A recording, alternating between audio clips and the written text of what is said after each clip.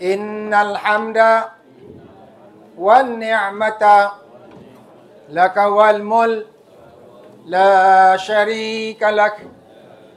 Labbaik Allahumma labbaik. Labbaik la syarika lak labbaik. Innal hamda wan ni'mata laka wal mulk la syarika lak.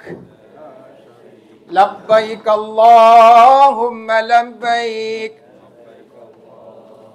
Labbaik la syarika lak labbaik.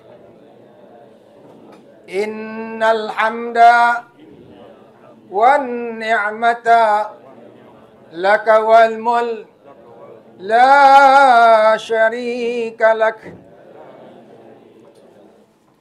Bismillahirrahmanirrahim. Assalamualaikum warahmatullahi wabarakatuh.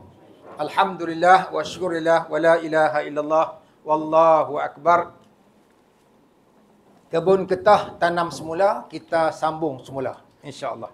Baik, kita dah cerita dah tentang sejarah tanah haram Mekah. Inilah keadaannya nah. Jadi insya-Allah walaupun tanahnya gersang, tanahnya begitu tak cantik, tapi isinya penuh dengan keberkatan daripada Allah Subhanahu wa taala. Tambah-tambah sekarang ni bumi Mekah dengan ketemuan ekonomi yang agak padat, lagi berkat, lagi maju dalam kita melaksanakan ibadat kepada Allah Subhanahu wa taala. Insya-Allah. Okey. Ini di antara kita berkenaan dengan keturunan Nabi kita Muhammad sallallahu alaihi wasallam sebagai disebut tadi. Kita baca lagi. Nabi Muhammad sallallahu alaihi wasallam bin Abdullah, Abdullah bin Muttalib, Muttalib bin Hashim, Hashim bin Abdul Manaf, Abdul Manaf bin Qusay, Qusay bin Kilab, Kilab bin Murrah, Murrah bin Ka'ab, Ka'ab bin Luay, Luay bin Qalib, Qalib bin Fihru, Fihru bin Malik, Malik bin Nadir, Nadir bin Kinanah, Kinanah bin Khuzaimah, Khuzaimah bin Mudrikah, Mudrikah bin Ilyas, Ilyas bin Maudur, Maudur bin Nizar, Nizar bin Ma'ad, Ma'ad bin Adnan, Adnan bin Ismail, Ismail bin Ibrahim. Berapa nama-nama yang yang dipilih untuk memajukan kota Mekah Al-Mukarramah. Okey. Sekarang kita nak tengok pula tentang adab di tanah haram. Okey, selesai kita bincang tentang sejarah tanah Mekah, kita tengok pula tentang adab di tanah haram. Apa makna adab? Persoalannya, apa makna adab? Adab ni maknanya suatu dipanggil sopan santun. Juga sopan santun. Ataupun peraturan.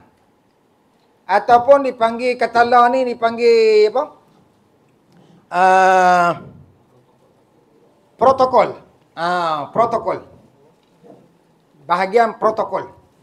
Kalau nak dapat PJK pun, sebelum nak dapat PJK tu, kita kena jumpa protokol dulu. Protokol cek dulu. Cek pakaian kita, okey.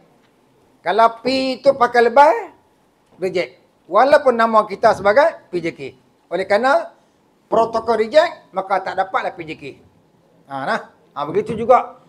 Jadi walaupun adab juga dipanggil tata tusila, sopan santun.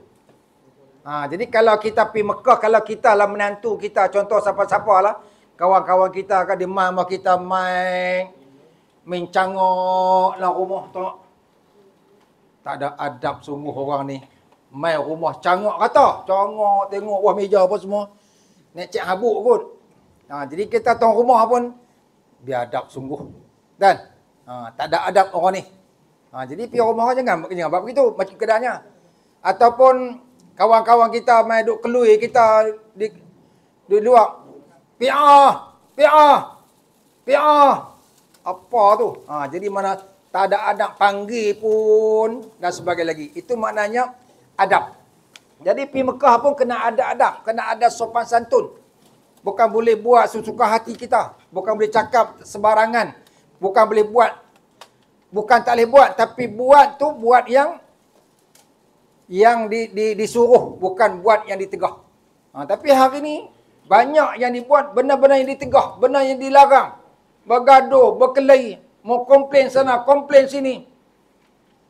Bila ustaz ceramah, dia bagi warning. Ustaz ceramah dia kata ni, ustaz nak ceramah boleh, tapi jangan sebut 3. Pula ustaz kena warning. Dunia lah. Yang pertama, jangan sebut sabar. Dalam ceramah, jangan sebut perkataan sabar. Ni sabarnya ni. Siapanya gerangan? Dengan beg duit, dengan nama. Ada. Tak nak baca nama kot. Betul? Tebal duit ni. Betul? Alhamdulillah. Tidak ni kena pergi jawab pendaftaran baru.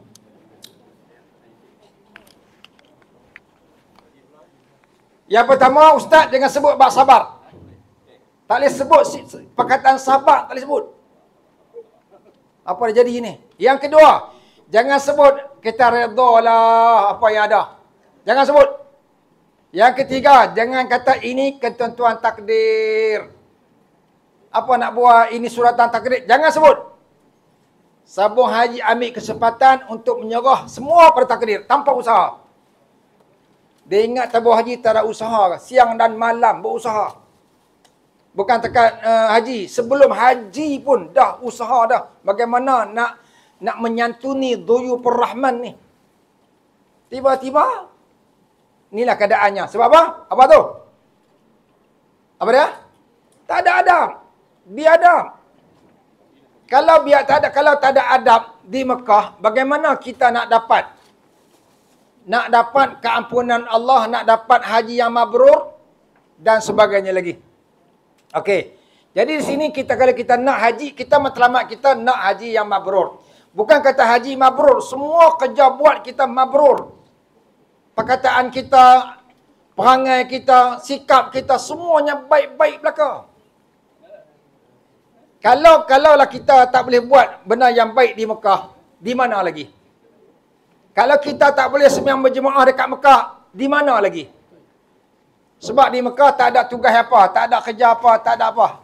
Cuma pergi sembahyang jemaah, tu pun tak boleh pergi. Balik di Malaysia, macam-macam. Nak pergi mengai lah, nak pergi cari durian lah, nak pergi shopping lah, num lah, ni lah. Maka tak ada nak jemaah, tak ada baca Quran dan sebagainya lagi. Jadi di Mekah tu peluang baca Quran amat jenuh, amat luas kadarnya. Tak ada ganggu siapa, cucu tak ada, siapa tak ada. Balik Malaysia, tok balik dah, lempak cucu. Tak boleh baca Quran tok tu.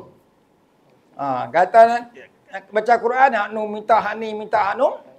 Okey. Mari kita tengok ini adab noh yang sebelum kita Mekah kita kena jaga ni. Yang pertama kena sedar. Kita sedar haji ni adalah ibadat. Haji ni adalah ibadat. Apa makna ibadat?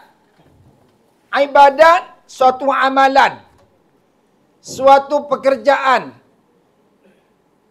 yang disukai dan diredai oleh Allah Subhanahu wa taala. Sama ada perkataan, perbuatan, ataupun sama ada yang zahir maupun yang batin.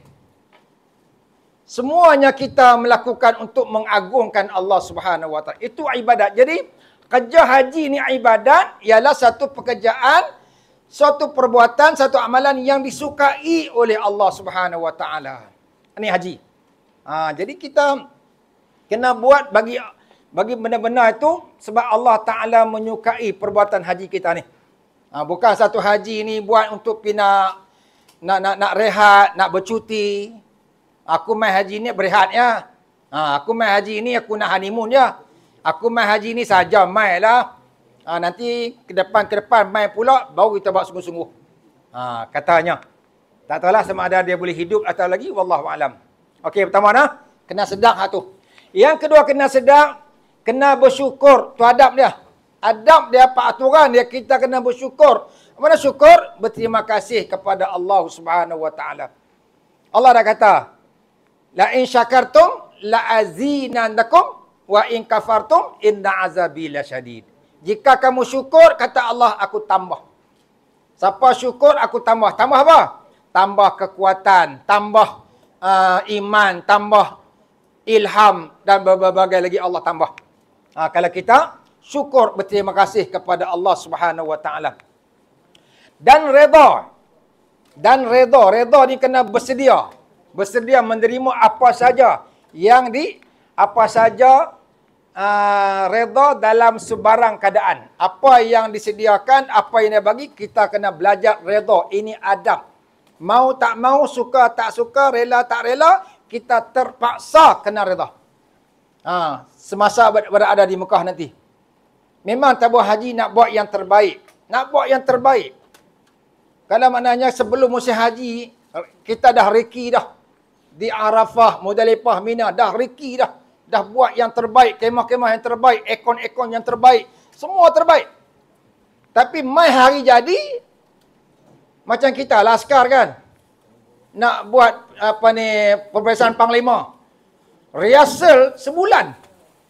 Sampai kepala nak berbarat. Punya rehearsal. Nak hantar kaki macam dengan satu, bukan macam tiap ke bawah. Pap. Rehearsal, okey. Mai hari jadi, ada kutu hentak kaki macam tiap ke bawah. Ada jatuh, tak sama. Pendek kata masa tu, terima je lah. Takkan nak buat lain. Begitulah keadaan. Jadi tabung haji ni buat yang terbaik dah. Oleh kerana mai masa orang ramai, berjuta-juta orang, semestinya akan berubah segala-galanya. Kita kena redha. Kena redha. Tak rugi pun, tak rugi bersekupang pun kita redha apa yang ada. Tenang. Bila tenang tu, lagi kita rasa lega. Kalau kita duk serabut,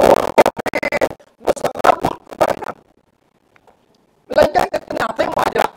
Habaq kata, tabung haji dah buat yang terbaik. Sebab apa kita duk set lah ni. Duk set kepala kita, haji dah mudah. Bukan macam dulu. Kami pergi dulu ni kena tanggung tong sara. Tanggung dah.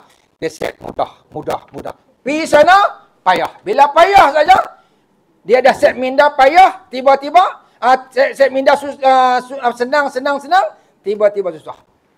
Itu dia jadi baran, dia jadi histeria, dia macam-macam berlaku lah. Dia marah, dia komplain. Daripada satu pun tabung haji buat, semua tak elok belakang. Semua fail. Tak ada yang ni, semua fail belakang. Suruh dia buat tengok no. Ni kot, wallahualam. Okey. Yang ketiga, menjauhi percakapan dan perbuatan keji. Ini adab. Masa ke Mekah, jauhkan percakapan. Cakap-cakap pun kena lapik, kena tengok dulu, cakap elok-elok. Jangan cakap tu duk siniak-siniak. Tahu siniak? Cakap siniak. Orang tak siniak pun. Tapi ada juga jenis kita ni cakap siniak. Jadi kita nak pelih kawan tu masuk tanah lambat. Dia buatlah misal-misal ni. Tu kata kat aku lah tu. Dan sebagainya lagi. Jadi jauh percakapan begitu. InsyaAllah. Dan perbuatan keji. Perbuatan keji ni dipanggil fahsyak. Fahsyak ni berkaitan dengan benda-benda yang lucah. Perkataan lucah. Perkataan yang boleh menaikkan seksual. Jadi elokkan perkataan demikian di Mekah nanti. Terutama suami isteri. Kadang-kadang suami isteri juga bercakap benda-benda berunsur dengan seksual. Dah lama mereka tak pegang lama dah. Jadi masih duduk tengok dia jauh tu. Buatlah memek muka ke, badan lengus badan ke apa ke. Supaya kawan tu terasalah apa yang dia maksudkan tu. Jadi di sana jauhkan perbuatan keji, perbuatan fahsyak ni berhubung dengan seksual. Ini adab nah, adab. Jadi kalau tuan-tuan nak jugalah kata, nak juga untuk nak melepaskan kita punya syahwah kita, ada tempat insya-Allah. Dengan isteri kita lah. Kita ada satu dipanggil bilik kasih sayang. Bilik kasih sayang atau bilik berkat. Boleh kita buat tempahan untuk bila. Tapi sebelum pergi ke Arafah tu memang tempahan padat betul. Memang queue sebelum nak pergi Arafah. Dia berkata dia sekian apa hari ni tu dia. Mas keluar kau ni masuk. Kau ni mana queue. Ada repeat pun dah. Tu bila jadi boleh insya-Allah. Tapi elakkan daripada percakapan, perbuatan yang menimbulkan dosa. Okey, ini adab menjauhi percakapan. Yang keseterusnya kebergantungan sepenuhnya dengan Allah. Kita kena letakkan pergantungan kita hanya kepada Allah, bukan tabur haji. Tabur haji hanya mengurusan saja. Dia hanya urus saja, tapi urusan dia bukan perfect. Yang perfect ialah Allah Subhanahu Wa Taala. Kita gantungkan semuanya kepada Allah Subhanahu Wa Taala. Aku bertawakal kepada Allah. Bismillahi tawakkaltu ala Allah. Dengan nama Allah, aku berserah kepada Allah. InsyaAllah. Kalau kita serah kepada siapa? Lakawal mul la syarikalak. Bagi Allah Ta'ala mempunyai kekuasaan. Mempunyai pemerintahan. Dia yang memerintah alam ni, dunia ni, maka dialah sepatutnya kita bergantung harap kepada Allah Subhanahu Wa Ta'ala. Bergantung Allah Ta'ala ni memang 100%. Kena 100%. Kita tak boleh, aku cintamu 100%. Tak boleh. Ku sayangmu 100%. Tak boleh. Sayang manusia ni tak letak 100%. Kena letak 90% je. Tapi pada Allah letaklah 100% hanya kepada Allah. Yakin pada Allah. Dekat suami isteri pun kat suami 90% je. Abang tak kahwin lain tapi 90% dia saya tak kat abang. 10% lagi saya pegang. Manalah tahu kan? Tua-tua ni orang kenal pada. Lah ni orang anak dara lah ni dia suka orang tua-tua. Ada kan? Yang TikTok tu pasal apa? Dia kata orang tua ni kata banyak. Masa tua-tua masa budak-budak mana ada gerek pun tak ada. Yang tua-tua emas pada ni. Yang ketiga, cepat mampu. Bila hang mati, harta tu ku punya lah. Oh, macam tu target dia. Tak apalah kau mana pun. Janji bahagia. Okey dah, jadi kita letakkan. Kita letak sana, apa-apa pun, bismillahi tawakkaltu ala Allah. La haula wa la quwata illa billahil aliyil azim. Itu yang kita kena amalkan. Jangan percaya pada orang. Percayalah, tapi percaya bukan 100% kepada manusia. Tapi pada Allah, 100%. Yang keseterusnya menyadari sebagai tetamu Allah. Kita kena sedar, kita ni sebagai tetamu. Bukan tuan rumah. Kita ni tetamu. Bila tetamu, maka terbatas. Kalau tuan rumah, tak ada terbatas. Kita punya rumah, kita ada kuasa milik. Tapi tetamu, tidak ada kuasa penuh. Kawasan-kawasan yang tertentu saja. Yang di antaranya, ruang tamu. Tu yang hang duk. Hang tak boleh nak masuk ni bilik sana, cek ni bilik siapa ni? Ni bilik siapa ni? Dia tak boleh cek. Jadi kita pun sebagai tetamu, maknanya, kalau kita tu rumah, kita boleh makan apa saja. Kita tu rumah. Nak pergi rosik, apa-apa pun boleh. Tapi kalau tetamu, kita ada terbatas. Pergi sana, mungkin kita tak dapat sebagaimana kita harapkan. Tetamu, harapkan bilik besar, tiba-tiba bilik kecil. Harapkan bas Mercedes, Volvo, tapi bas Hapil. Bas Hapil. Sanak-sanak, terus. Dia punya seat dia tu dah loose dah. Jadi maknanya, harap kita ni tetamu. Bila tetamu, itulah gerangannya. Kadang makan, kadang tak, kadang sedap, kadang tak sedap. Anggap kita tetamu. Bila kita tetamu, maka kita terimalah apa yang ada. Terima kasih. Alhamdulillah. Alhamdulillah. Alhamdulillah. Jangan komplain. Sebab kita bukan tuan rumah. Kita tetamu. Ini pergi sana, kita komplain sana, komplain sini. Mana kita anggap kita ni tetamu, kita ni tuan rumah. Bila tetamu ni, kata Nabi. Nabi kata apa? Al-hajju wal-ummaru wafdullah. Orang buat umrah, orang buat haji. Al-hajju wal-ummaru, haji, orang buat haji umrah ni, wafdullah, merupakan tetamu Allah.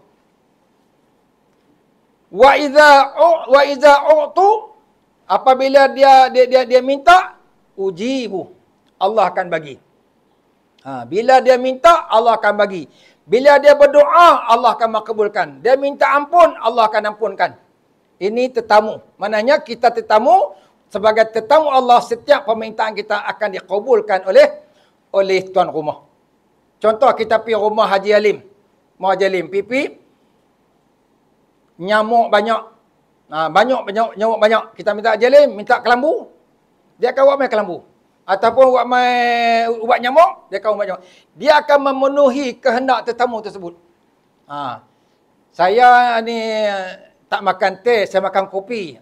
Tuan rumah akan menyediakan. Begitu juga kita sebagai tetamu ni, Allah akan melayankan kita. Kita berdoa, Allah makbulkan. Kita minta doa, Allah akan perkenankan. Kalau kita minta ampun, Allah akan ampunkan. Wa idza akhlafa wa ila anfaqa, apabila kita menafkahkan harta kita tu, ukhlifa lahum, Allah ganti balik. Ni tetamu. Bila kita menafkahkan satu harta kita ni, ukhlifa lahum, Allah ganti balik. InsyaAllah, jangan bimbang. Jangan kita rasa pergi umrah kena 8,000, 9,000, duit habis. Sebenarnya duit tak habis. Kita belanja 8,000 tu, itu modal. Untungnya, Allahu Akbar. Sesiapa yang tak mau nak, kalau siapa yang tak mau keluar modal, maka tak adalah keuntungan. Sesiapa yang berani keluar modal, maka dia akan dapat keuntungan yang berlabah-labah. Kita pergi 30,000 tabung haji. 30,000 contohnya. Modal kita. Untungnya, subhanallah. Sebab tu Nabi kata, orang yang balik haji dan umrah, sebagai orang yang membawa balik keuntungan yang cukup besar. Bukan lagi jutawan, bukan lagi miliawan, bukan lagi tak tawan, malah jutawan, bilion A dan sebagainya lagi. Jadi maknanya segala pahala-pahala yang dilipatkan ganda di Mekah sampai 100,000 kali ganda setiap amalan. 100,000 satu amalan.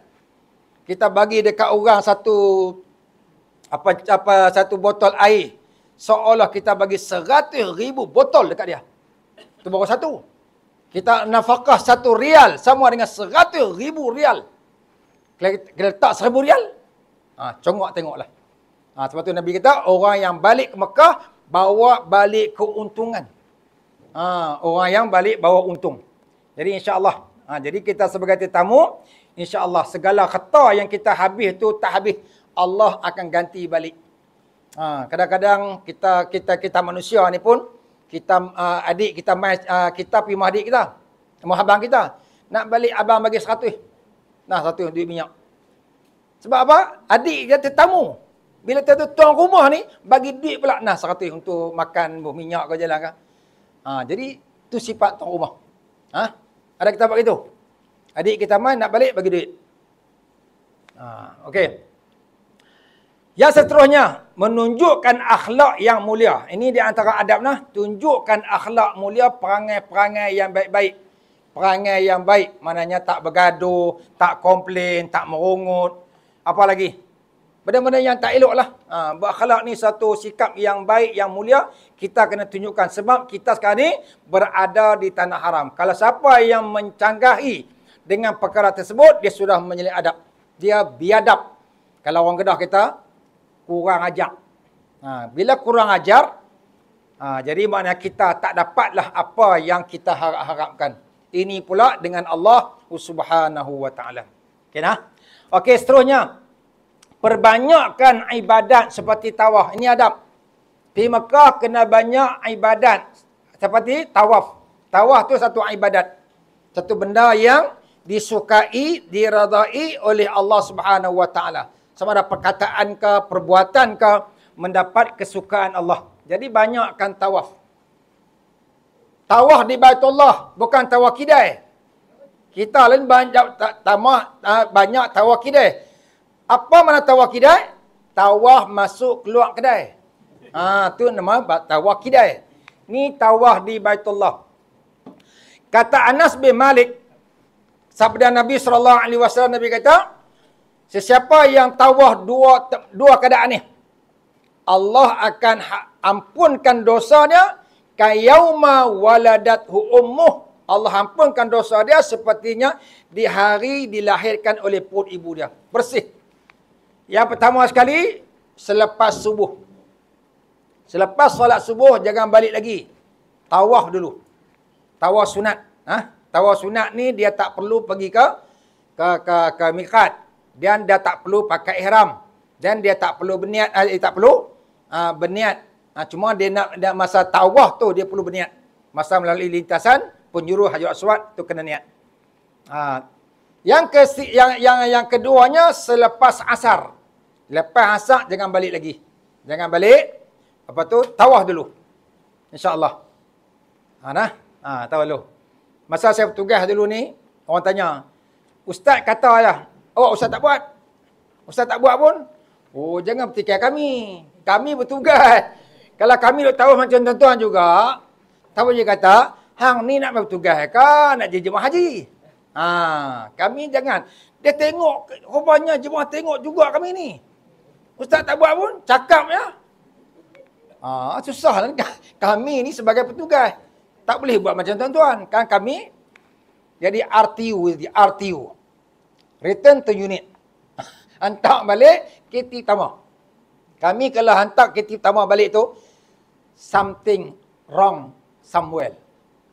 Ada yang tak betul ni. Ada yang tak kena ni. Yang balik awal. KT pertama, tengok petugas balik. Something somewhere. Ada yang tak betul. Jadi mana kami tak boleh lah. Tapi insya-Allah lah. Kita akan pergi tanpa bertugas. Tapi takkan kami nak tawaf, nak abad. Tuan-tuan, saya nak pergi tawaf sunat. Kami tak masa tu tak buat masa lain. Tapi jangan komplain. Ni masalah komplain. Ustaz kata Ustaz tak buat pun dia komplain. Dia tahu kan kita buat tak buat. Tu masalahnya. Okey, tawaf. Banyakkan tawaf. Masa tawaf tuan-tuan, kiri kita ke Kaabah. Pasal apa kiri? Kenapa tak kanan? Kan? Pasal apa sini? Pasal apa? Sebab kiri kita ni ada hati. Kan? Ada jantung kan? Ada hati ya? Jantung ni hati ya? Jantung ni hati. Jantung. Bila mananya di sini Kaabah ni dia satu dia panggil energi, satu kekuatan. Dia boleh cas dia punya hati kita ni, insya-Allah. So, siapa banyak tawaf, maka kekuatan hati dia makin mantap, makin padat. Masa duduk Mekah tu, Allah. Jauh mana pun dia pergi sembahyang Kaabah di Masjid Haram. Lohok dia pergi, balik. Asar dia pergi, balik. Maghrib dia pergi, balik. Isya dia pergi, balik. Subuh pergi. Jadi mana dia ulang balik pasal apa? Kekuatan. Cuba di sini. Maghrib, balik. Kayak doa lah. Kekuatan tak ada. Walaupun balik di bilik itu macam-macam. Kawan kata ni makan nasi Arab. Meru. Lepas mayang kita makan. Tapi balik-balik rumah, kena pula cetak Piramli pula. Pakai ayat 12 tu lah. Pasal apa? Kekuatan tak ada. Itu energi. Kekuatan Kaabah tu, dia boleh menjaga. Sebab tu di sana tu, ya Allah. Kalau boleh di sana, boleh amal kat Malaysia ni. InsyaAllah. Nah. Itulah kita nakkan. Sebab tu, kata ulama' dia kata, kalau siapa pergi Mekah ni, jangan lebih 5 tahun. Kalau boleh lah. Kalau pergi lagi kerap, lagi bagus lah. Kalau agak lama sangat dia kata, jangan lebih 5 tahun. Jangan lebih. Kita tengok dalam kitab Nasihat Agama dan Wasiat Iman. Dia ada itu. Dalam bab haji. Maknanya jangan lebih 5 tahun. Cukup 5 tahun, pergi. Salah 5 tahun pula, pergi. Tu kalau hidup nah. Dan mampu tak ada apa lah kan. Kan? Kita masa hidup lah. Sebab kita lebih pada tu, kita dah dikira tak rindu dah. Dah tak rindu dah. Okey, sekali-kali membaca Al-Quran. Banyakkan baca Quran. Ini adab. Banyakkan baca Quran. Bukan banyak baca WhatsApp. Bukan banyak tengok TikTok. Di sana tengok TikTok. Kalau TikTok yang okey tak apa, ni TikTok tak okey. Kami pernah tangkap jemaah tengok TikTok pukul 1 pagi. Duk layan. Kami berkeluar pejabat, jeluh tengok. Apa dia tengok? Rupanya gambar tak senonoh. Subhanallah. Tu macam mana tu? Tengok elak kalau Allah membaca Quran. Okey, membaca Al-Quran. Banyak kan? Kalau boleh kita target lah. Kalau boleh nak khatam 3 kali ke, 4 kali ke. Agak boleh lah 40 hari kita pergi. Tak boleh habis 3 kali. Tak 3 kali pun sekali cukup dah. Tak sekali pun setengah 15 juzuk. Okey dah. Kalau setengah tak boleh. Atau nak kata lah. Jadi satu makcik itu masa saya bertugas dulu.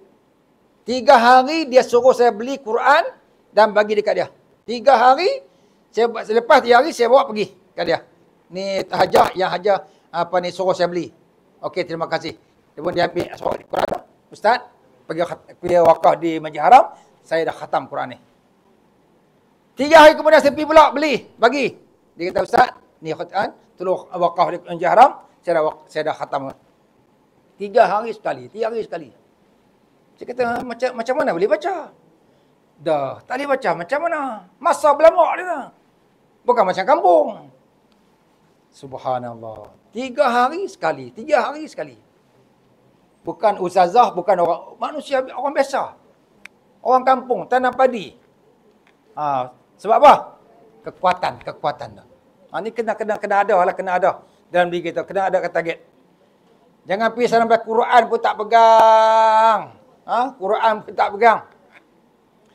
Nabi kata apa? Nabi kata Allah ada ahli atas dunia. Allah ada ahli atas dunia. Lalu sahabat tanya, Ya Rasulullah, adakah Allah ada ahli dunia? Nabi kata, Naam, ada. Lalu Nabi Izzat kata, dia berkata, manhum ya Rasulullah, siapa mereka itu ya Rasulullah?